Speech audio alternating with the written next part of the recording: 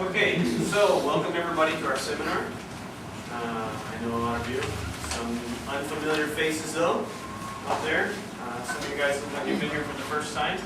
That's good to see. Glad to see that. Hope we can really learn something from this this seminar that we're about to go through. Now, as you saw on the flyer, as you see here, it's called the week that Jesus died. And we're going to be looking at the events of that last week or so that Jesus was in Jerusalem and his trip there as well. We're actually going to go back and look a little bit before that, just to get an idea where Jesus is coming from, what's been happening to him on the way to Jerusalem, preparing him for this journey. Does everyone have an outline? And you should have this on the front. You should have a page called Timelines also, with a table on the back, and then a front and back sheet with some outlines on it. We'll use that as we go through, and I'll talk about some different things. That's all for your reference. Feel free to take notes on it. Use the back of that front page if you want. You can take some notes. If you need a Bible or a pencil, let us know. RJ there will help you out with that. Okay. We're going to be looking a lot at different scriptures and talking about different things. So it's important to know. I want to talk a little bit about the Gospels first. We know that the events of Jesus' life are recorded in 4 different accounts: Matthew, Mark, Luke, and John, in our New Testament. These are the only accounts of Jesus' life that we have. There are little snippets from some other writings later on. The rest of the New Testament has a few things about Jesus, right? But overall, these are the only complete accounts of his life. And each of these is written to a different audience for a different purpose. And we need to understand a little bit about those different purposes and a different audience to understand the differences between the Gospels and why they're written the way that they are. For instance, Matthew was likely written to the Jews, to the Jewish people. It talks a lot about the prophecies, Jesus fulfilling the various prophecies of the Jews, talks about him being the Messiah, the King. That's a common theme throughout the book of Matthew. So it seems like Matthew is definitely addressed to the Jewish people who are familiar with these scriptures and we're looking forward to the Messiah. Mark, on the other hand, was probably written to Gentiles or maybe Romans. Right? It's a much shorter gospel. Matthew has 28 chapters. Mark only has 16. Right? Mark is known for its quickness, its swiftness. Right? Jesus journeys very quickly from one place to the next. He's always acting. And to the Romans, that was very important. Look for someone with action, power. And that's what Mark shows, Jesus' power. The Gospel of Luke was written to a man named Theophilus.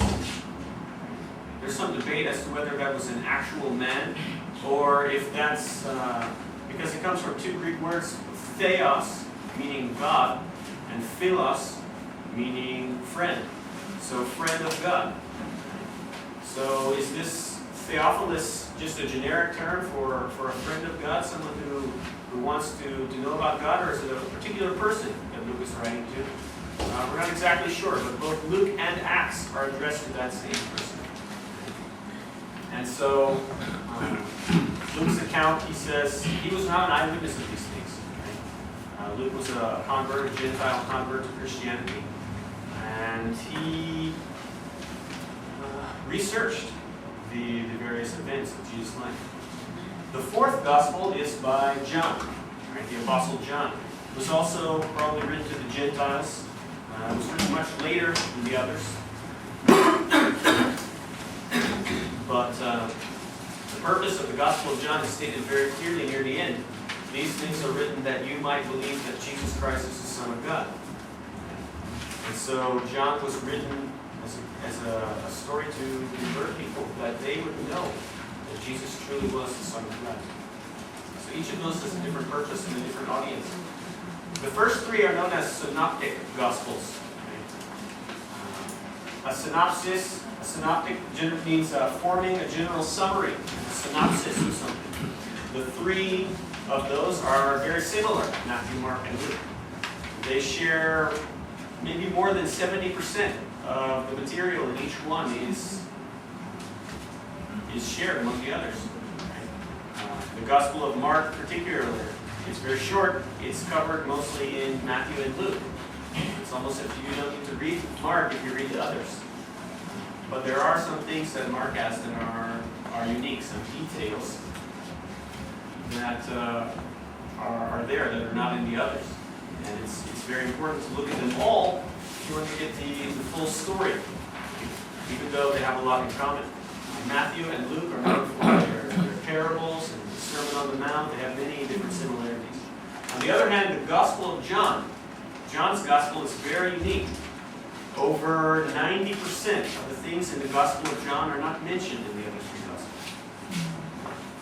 So when you read through the story, if you read Matthew, Mark, and Luke, you're going to read a lot of the same things over and over again.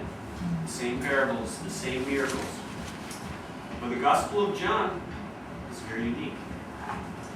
It spends a lot of time talking about things that the others don't mention. It goes back and talks about things before. The Gospel of John doesn't mention anything about Jesus' birth or his youth.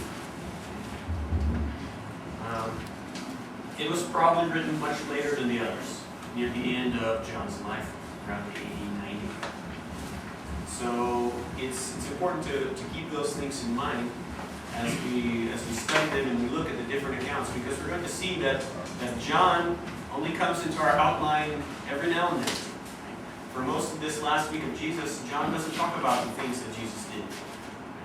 But John puts a lot of emphasis on the last day of Jesus' life. In the four Gospels, there are 89 chapters. I meant to change that. 89 chapters in the Gospels. Okay? The week that Jesus died makes up about 1/3 of all the texts of the Gospels. So the events starting on his arrival in Bethany,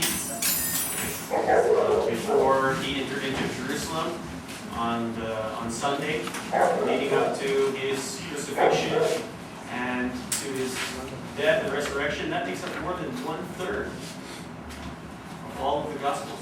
Spent on that just 1 week. In fact, the Gospel of John has 8 chapters on a single day. The Gospel of John is only 21 chapters long.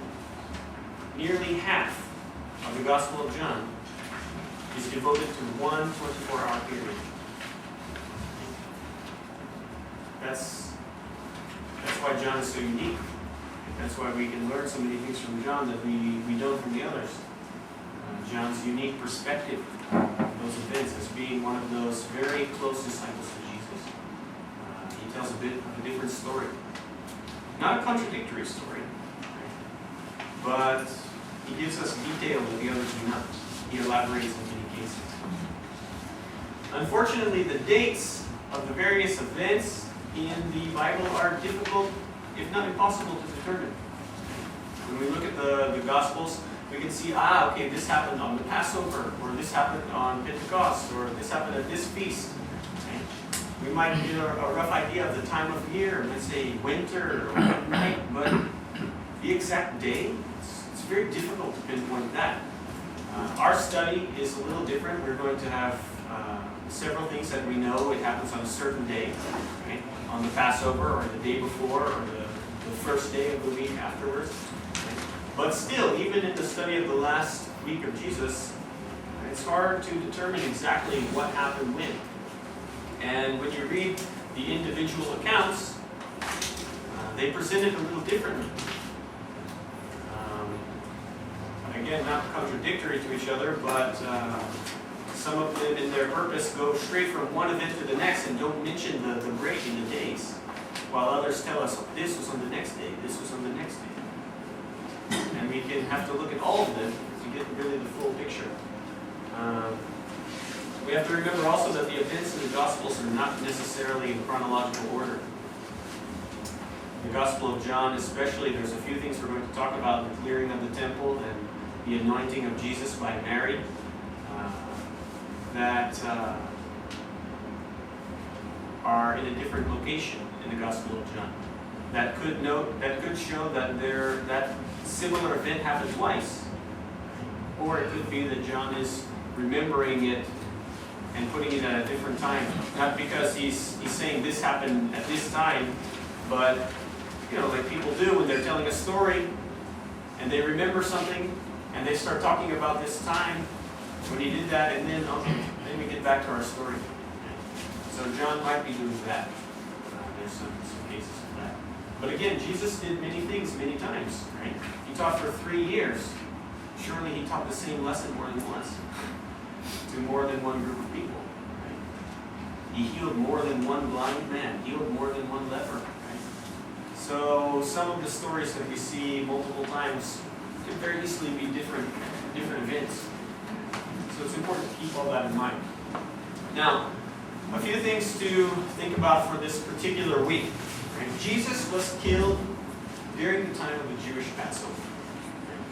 The Jewish Passover was just about the most important festival of the Jews. The other one was the Day of Atonement. That was later in the year. That was the day where the high priest made an offering for the forgiveness of the sins of the entire nation. That was a very important day. But Passover had a special significance. What's so significant about the Passover? What does it remember? Exodus? Egypt. Yeah, the release of the... We remember that the Israelites were slaves in Egypt for 400 years. And God sent Moses to bring them out. The plagues struck.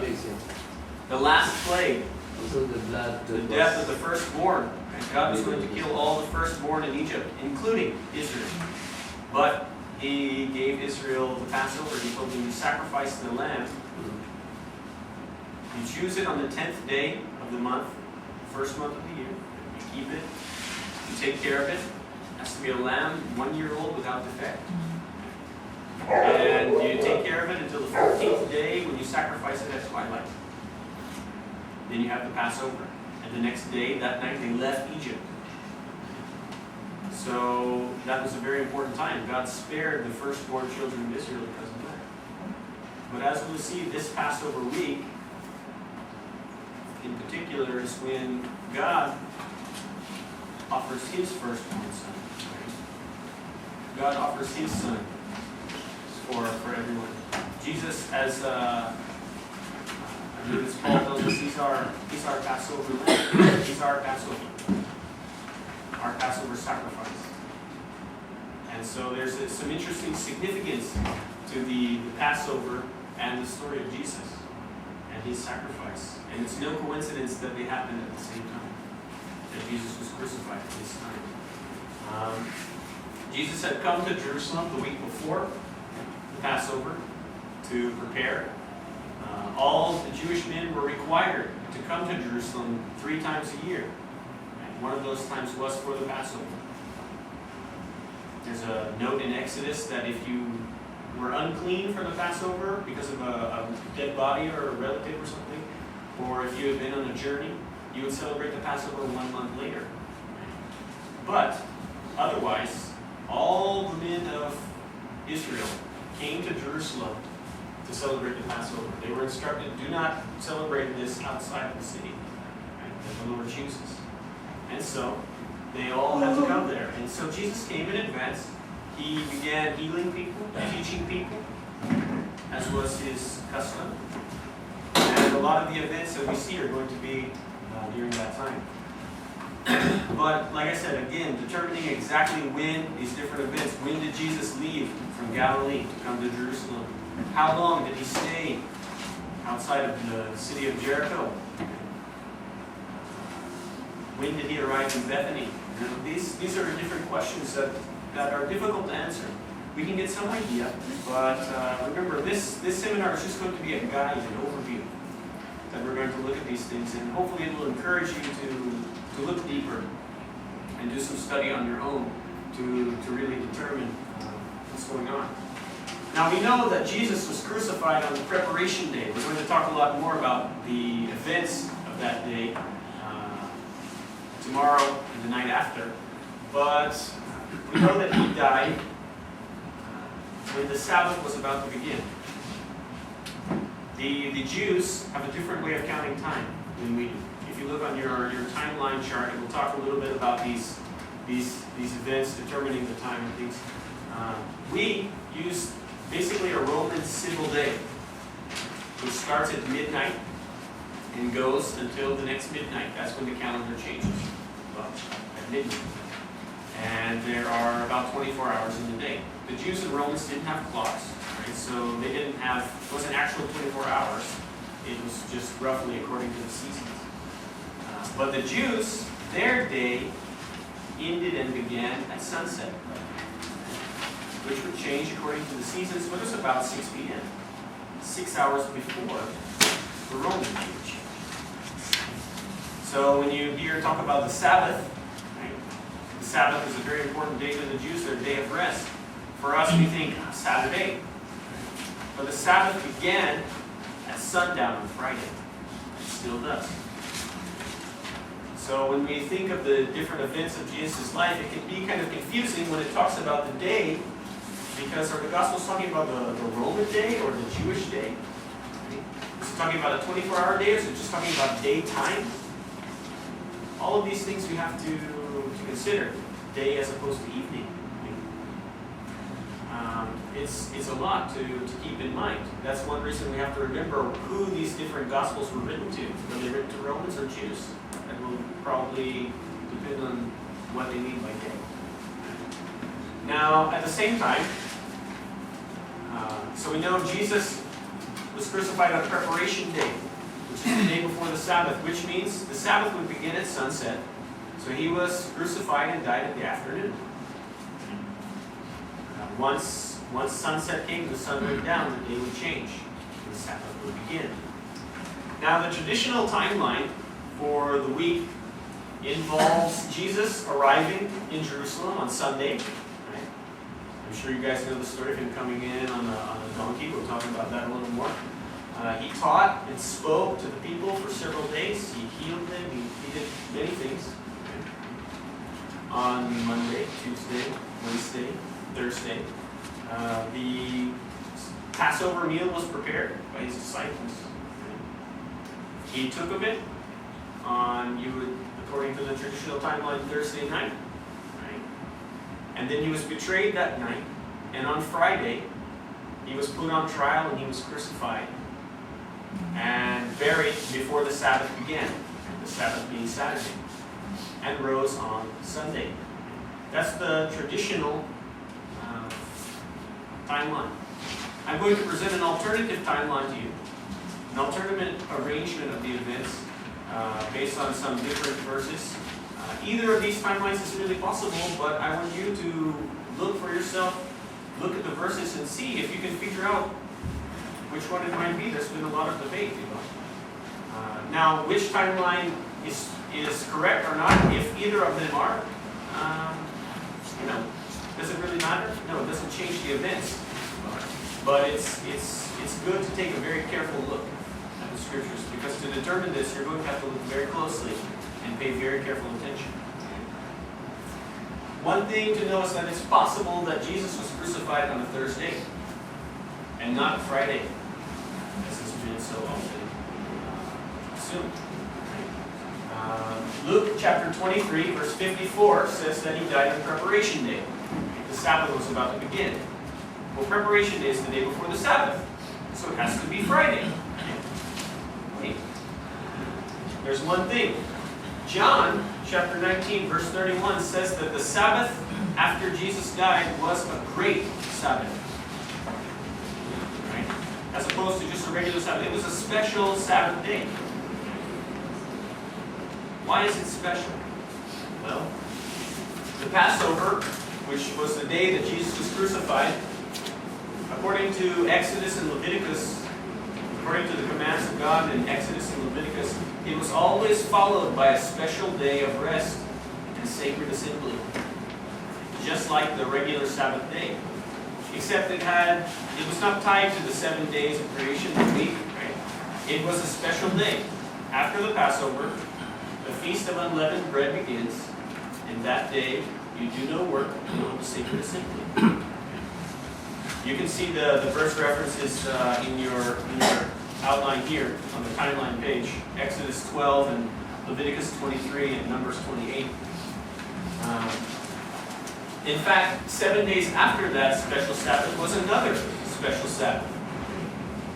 So if the Passover was on a Monday, Tuesday would be a Sabbath in addition to Saturday. If the Passover was on, because remember the Passover is on the 14th day of the month. The week is going to change, just like for us, the 14th of the month is not always a Friday. So the Passover would change what day of the week it was on. And so there would be 2 Sabbaths in 1 week, unless the Passover fell on a Friday, in which case both Sabbaths would happen at the same time. Since during those times, the Jewish people were under the Romans. You see, what calendar are they using? Are they using their own, or they are using because they are under the Romans? Well, it would depend on what they were doing. For their religious festivals, they would use their own calendar, just like they do today.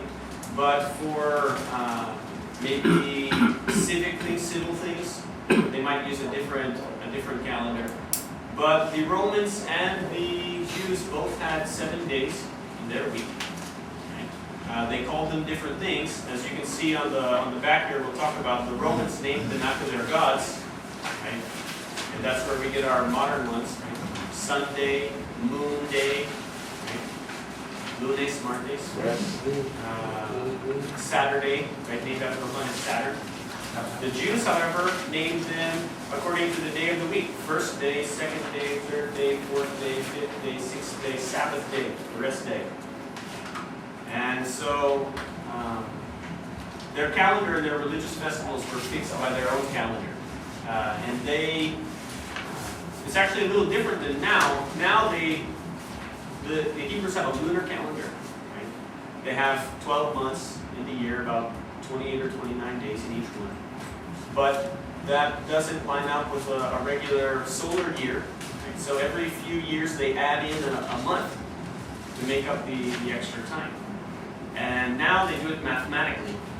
And they add in, I think it's 7 months out of 19 years. 7 out of 19 years they will add an extra month. So every 1 to 3 years they'll add one. But in Jesus' time they did not know the mathematics of it. They did it by when the barley was supposed to be harvested. That's why the book of Exodus actually refers to their first month as Aviv and not Nisan, because Aviv means ripened barley. So that was the month of ripened barley. That's the beginning of their year. So on Friday, it would have been a special Sabbath if Jesus was crucified on Thursday, followed by a regular Sabbath on Saturday. So 2 Sabbaths in a row. It's possible. Right? And actually, if you look at Matthew chapter 28, verse 1, many translations don't translate it, but literally in the Greek it says after Sabbaths. After the Sabbaths. It's not just, it doesn't say Sabbath, it says Sabbaths, multiple, plural. It's very, very interesting that it says that. But let's get on to There are many Sabbath. to the text. Here's a traditional timeline of the week, right? This is the Jewish date in the morning, right? Because for us, we go from midnight to midnight, but the Jews went from sunset to sunset. So this would be the Jewish date of the morning of that day. The Romans, name of the day is here. The Jewish day of the week is over there. You can probably figure out what English day it is if you're familiar with you guys know the days of the week in Cebuano, right? The moon, lunes, right? Mars, martes, Mercury, Miraculous, right? All those different things. Those came from the Latin. These are just the English translations. But those are the events of the week, right? On Friday, we don't know what happened. Maybe Jesus arrived on Friday, maybe on Saturday, on the 9th. The 10th, Sunday, the first day of the week, he entered Jerusalem. The second day, he cleared the temple. This we'll talk about. The third day, he was questioned by the Pharisees and spoke to his disciples in the temple. The fourth day, there's no account of what happened on the fourth day in the scriptures. There's no mention of any other events. On the fifth day was the preparation for the Passover. The sixth day was his trial and crucifixion. The seventh day was the Sabbath. He was in the tomb. And on the first day of the week, he rose from the grave. That would be the traditional timeline. Now the alternate timeline I'm going to show you is with those two Sabbaths here, right? Special Sabbath. So he would arrive in Bethany on the 8th. There was a day of rest here as a normal Sabbath day after he arrived in Bethany. Then, just like in the traditional calendar, on Sunday he comes into Jerusalem. The next day he cleans the temple. The day after that he's questioned. And in the traditional calendar there's a day that does not have any events. But on that day, in this arrangement, is the preparation for the Passover. And so that at twilight on this day, right, because remember at sunset it changes from 13 to 14. That's the beginning of the Passover. That's when Jesus offered his sacrifice. When God commanded at twilight on the 14th, offer your sacrifice. And so the Passover was done here. The next day was still the Passover day. He was tried and crucified and died, put into the tomb before sunset. And the next day began a great Sabbath. And then according to this, there would be another Sabbath for the weekly Sabbath, and then he would be resurrected on the first day of the week. What? You did not make mention about the Palm Sunday during the triumphant. That's right here. We'll talk about it. We're just doing the introduction right now. Don't worry about it. So let's go on. One interesting thing is that having two Sabbaths between Jesus' death and his resurrection means that he was in the tomb for 3 days and 3 nights. Just as he said in Matthew chapter 12, verse 40. That you will have no sign but the sign of Jonah. As Jonah was in the belly of the fish for 3 days and 3 nights, so the Son of Man will be in the heart of the earth 3 days and 3 nights. With the traditional arrangement, he's only there for part of Friday, Saturday night, Saturday morning, and Saturday night. That's only 2 and 2.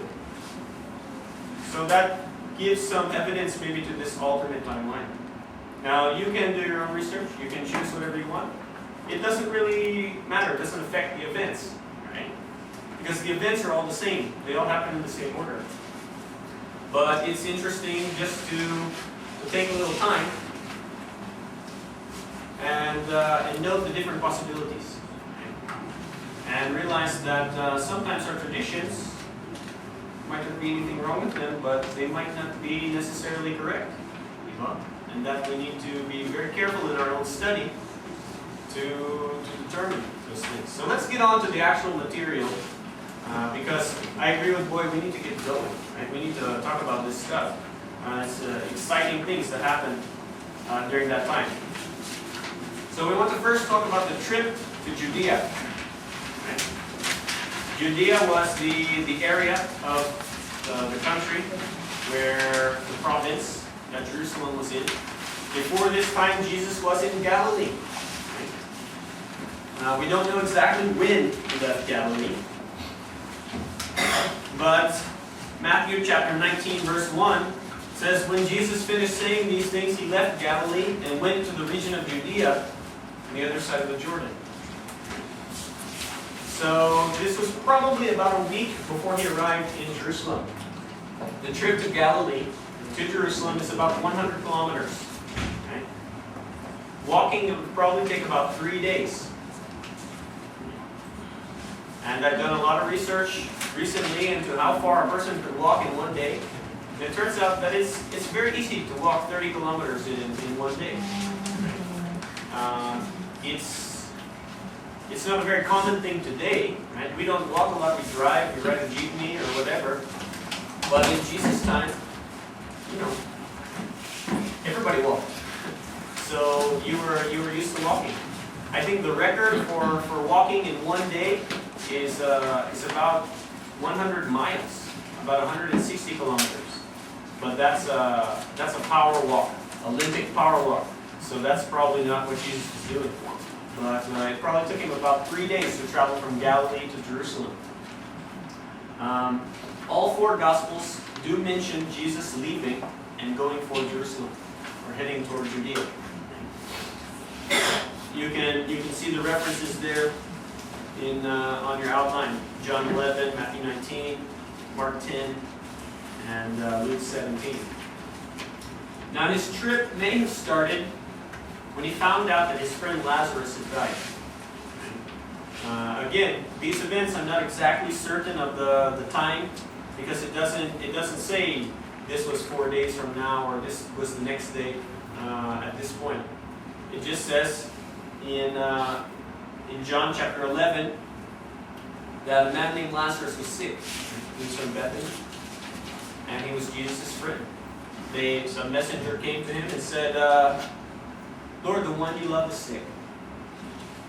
What did Jesus do? Did he get up and go? He said, this sickness will not end in death, but in the glory of God, so that the Son of God might be glorified through it. And he stayed where he was for 2 days, even though he knew his friend was sick. Right? And then he said, let's go to Judea. So obviously they're not in Judea, and maybe they're in Galilee. He says, let's go to Judea. And they say, Rabbi, the Jews want to kill you. You're going to go back? It wasn't very long ago they tried to kill you. And so he says, are there not 12 hours of daylight? We have things to accomplish. Right? This is the daytime, the night is coming.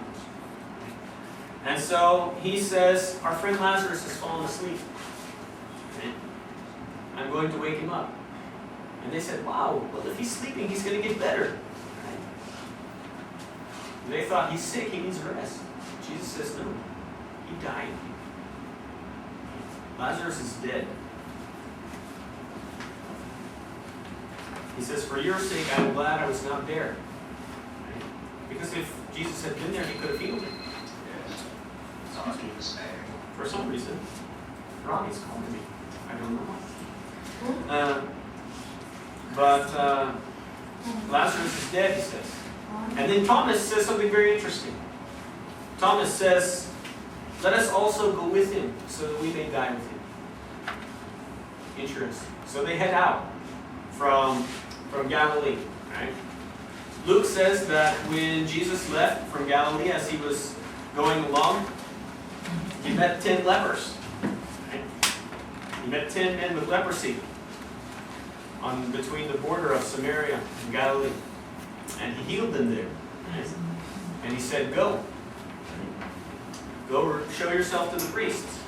And what happened? They all left. And then they looked down and they realized, we're healed. Right? As they went, they were healed. Did they all come back and thank him? Only one. A Samaritan. Right? He was not even a Jew, he was a foreigner. And Jesus said, what happened to the others? Were they not healed also? And so, he said, rise, go, your faith has made you well. And he's on his way. Right? After that, along his journey, the Pharisees ask him a question about divorce. Right? They're trying to test him, right? To trap him. That's what the Pharisees wanted to do. They wanted to trap Jesus in something that he was saying so they could accuse him. They said, is it right to divorce a woman for any reason? Jesus said, no, it is not. Right? He said, don't you know that, haven't you read that God made them male and female, united them together as one flesh? Right? What God has joined together, let man not separate. So the Pharisees will say, well, what about Moses? Right? Moses said we could divorce. The law says we can divorce. What do you say about that? And Jesus says, Moses told you that because you were stubborn. Your hearts were hard.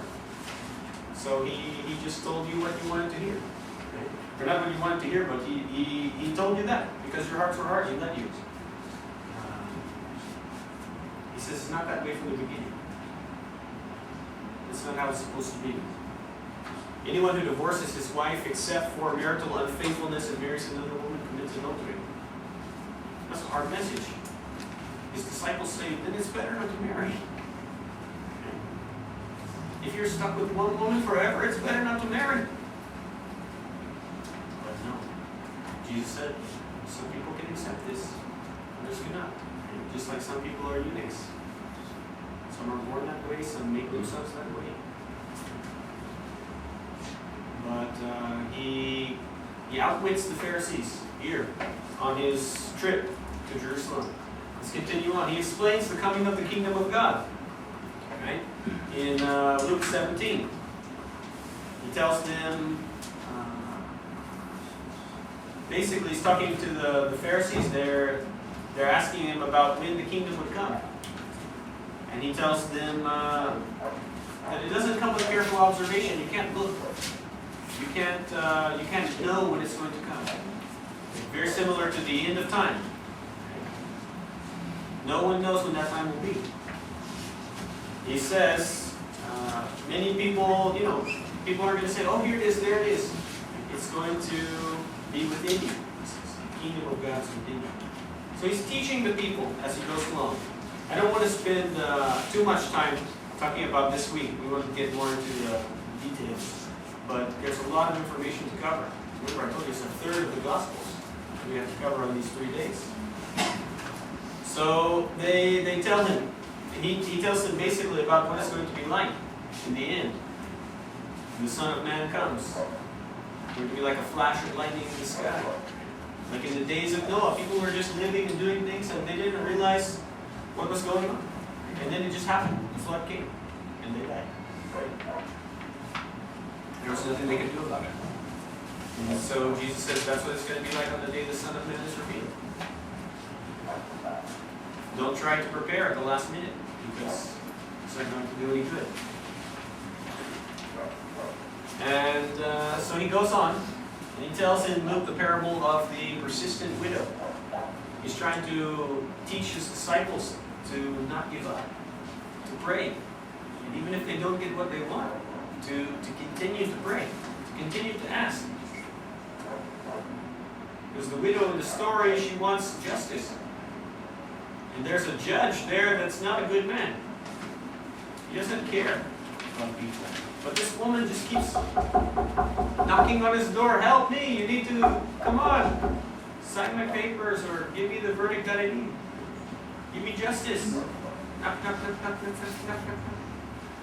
Just going.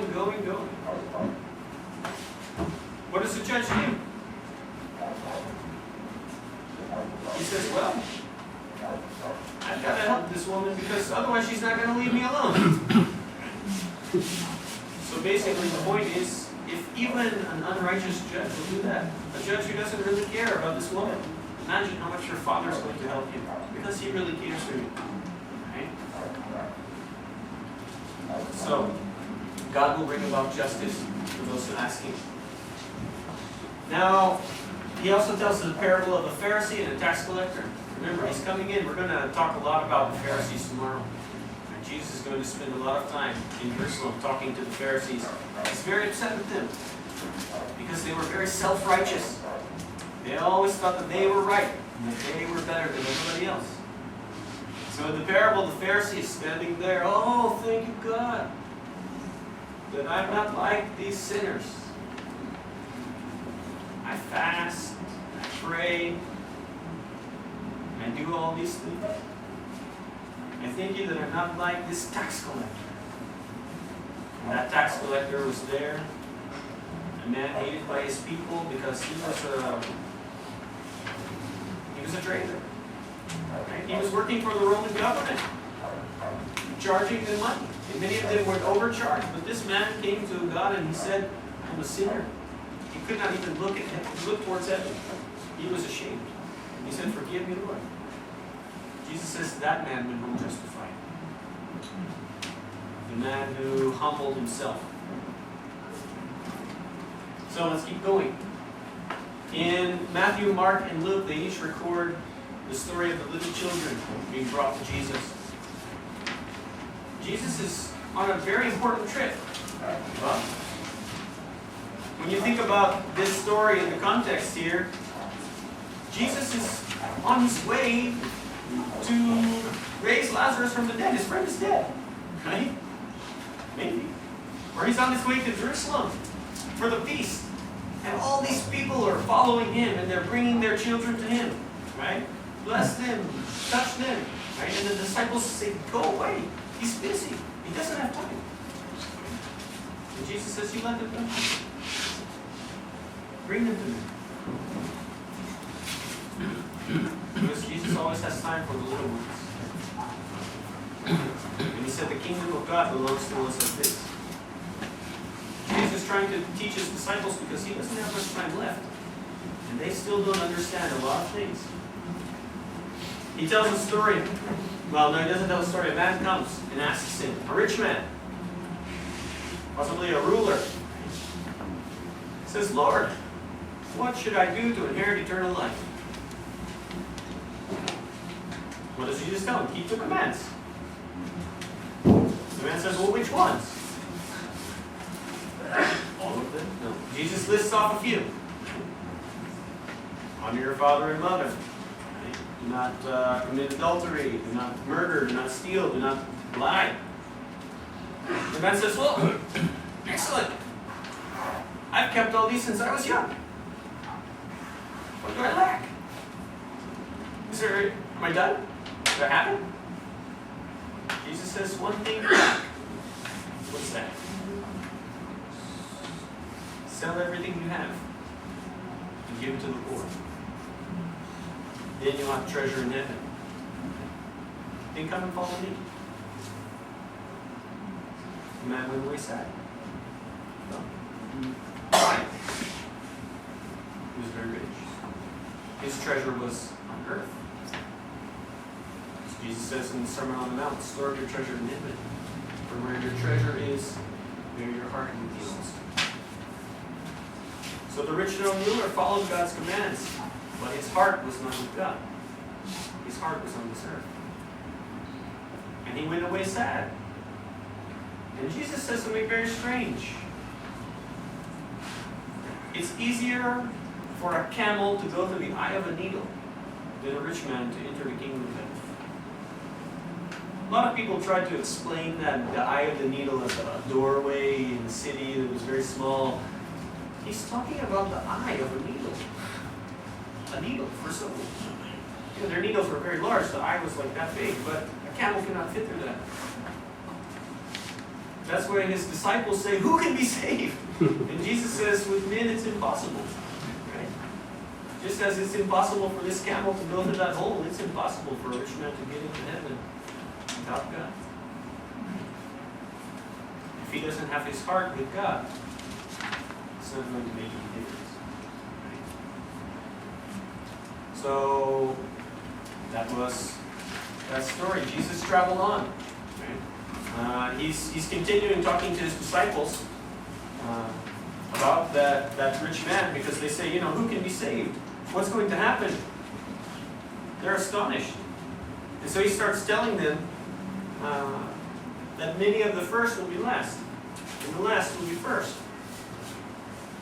And he tells a parable about a man who will, some workers in a vineyard. A man goes out and hires some men in the morning. He agrees to pay them 1 denarius, right? 1 full day's wage. A few hours later, he goes out and hires some more. He's going to pay them the same. He goes out and he hires some more. And even in the last hour of the day, when it's only 1 hour until dark, he goes and hires some more. And then when the time comes to pay the men, he pays the last ones first. He gives them a denarius. full day's wage for only an hour's work. Wow, that's such a great reward. Well, when he starts coming to the guys that got working first, they're expecting that they're going to get paid some more, right? Because they've been working for a long time. He pays them the same, and they become angry, and he says, "You're angry at me because of my generosity? You agreed to work for this amount. Do not complain that I'm generous to others." What's the meaning of that? Doesn't matter how long we work for God, we're going to get the same reward. Whether we work all our lives, or if someone's converted at the end of their life, right? They've just been wasting their life away, but then Jesus finds them. We get the same reward. We don't need to think better of ourselves because we've been working for a really long time. Just like the rich man, he's been keeping God's commands his entire life. He thought he was dead. And he's not. Jesus, well, at this point, we're not exactly sure when. I've inserted it here. Because I don't know where in the scheme of these events it takes place. There's no indication. But at some point, Jesus has to arrive in Bethany. He's going to see Lazarus. That's where Lazarus lives. So he comes there in John chapter 11. And he comforts the women there. Bethany is less than 2 miles from Jerusalem. Many Jews had come out to comfort Mary and Martha. Those were the sisters of Lazarus, Jesus' friends. Martha heard he was coming. She went to meet him. She said, "Lord, if you had only been here, our brother would not have died." She knew Jesus' power. She knew that he could perform miracles, that he could heal the sick. If you had only been here. Jesus says, "Your brother will rise again." Now Martha has learned a few things from Jesus. She's learned a few things from being a Jew. She says, "Lord, I know he will rise again at the resurrection in the last day." That's a long time to wait. She's thinking maybe. But Jesus says, "Look, I am the resurrection and the life. He who believes in me will live, even though he dies. And whoever lives and believes in me will never die." Do you believe this? He says. Do you believe it? That if you believe in me, you will never die. Nobody quite understands Jesus at this point. Not even his closest disciples. They still don't understand. She says, "Lord, I believe you that you are the Christ, the Son of the living God, the Son of God who has come into the world." I believe it. You're the Son of God. Jesus goes on and meets Mary. She got up quickly to reach him. And she hadn't even got to the village yet when Mary ran out to see him. She's so excited. Remember, Mary and Martha, they're the same two that Jesus had taught before. And Mary sat at his feet listening to everything he had to say while Martha was taking care of the dinner and everything. She got upset with her sister for not helping. Jesus says, "Mary has made a better choice." This is that same Mary. She ran out, she fell down at his feet. "Lord, if you had been here, my brother would not have died." Jesus says, "Where have you laid him?" He saw all the people, the Jews coming along. He's deeply moved in his heart. His friend is dead, Lazarus. All these people are mourning because of him. Jesus knows if he had been there, the man would not have died. He's deeply moved. She said, "Come and see, Lord," and he wept. Shortest verse in the Bible, John 11:35. Jesus wept. The death of his friend and seeing the grief of all those people around. And the Jews said, "Wow, see how he loved you." We don't know much about the relationship between Jesus and Lazarus. How close they were, how many years they had known each other. Jesus is over 30 years old. He's been coming to Jerusalem every year for 30 years. Maybe he spent a lot of time with Lazarus. Maybe he grew up with Lazarus. We don't know. But he's moved. And then someone says, you know, I know Jesus can open the eyes of a blind man. Couldn't he have saved Lazarus? They're confused. But Jesus, he goes to the tomb, he says, take away the stone. Remember, Jesus waited in Galilee for 2 days. And then it took him 3 days to get here. Lazarus has been dead for 4 days. Martha says, Lord, there's a smell. He's been dead for 4 days. He's starting to stink. Says, roll the stone away. Did I not tell you that if you believed, you would see the glory of God? I asked you if you believed. You said you believed. Do you believe me or not? So they took the stone away, and he prayed to God, Father, I thank you that you have heard me. I knew that you always hear me. But I said this for the benefit of the people standing here, that they may believe that you sent me. Notice that John mentions all these things. John puts a lot of emphasis on Jesus being sent by God, being the Son of God. And he highlights those things that Jesus says about him. So Jesus called out in a loud voice, Lazarus, come out. And Lazarus came out, with his hands and feet wrapped in strips of linen and a cloth around his face. They said, take your grave clothes off him and let him go. Jesus raised a man from the dead. In all the other times Jesus raised someone from the dead, they had just died. People thought they were sleeping maybe. They'd only been dead an hour or two. But Lazarus had been dead for 4 days. People had been mourning over his grave, visited his tomb, had wrapped him in grave clothes, had put the perfume on his body. They knew he was dead, and now he's living again. Lazarus becomes a powerful testimony to Jesus. And many of the Jews came to visit Mary, and they saw what Jesus had done, and they put their faith in him. But the Pharisees, when they found out, they had a meeting. And they said, what's going on with this man? Right? He's performing miraculous signs. If we let him go on like this, then the whole world is going to turn to him. Right? Everyone will believe in him. The Romans will come and they will take our position away. They will take away our place and our position. See? That's what they're concerned about. There was a law in the Roman Empire that you could not make a new religion. Jesus' religion is not quite the Jews' religion. If ever these people are making Jesus into a god, you can't make a new god anymore. It's against the law. So they'll get angry with the Jews and take away their place. So out of jealousy, to protect their position, they begin to plan. And one of them, the high priest Caiaphas, says, it's better for one man to die than for the whole nation to die. And he had a vision. He had a vision that year that Jesus would die for the Jewish nation, but he did not understand the vision. He thought, we need to kill Jesus so our nation will survive. He didn't understand that Jesus had to die to save mankind. And so he went on from there. And Jesus, it says, no longer moved publicly among the Jews.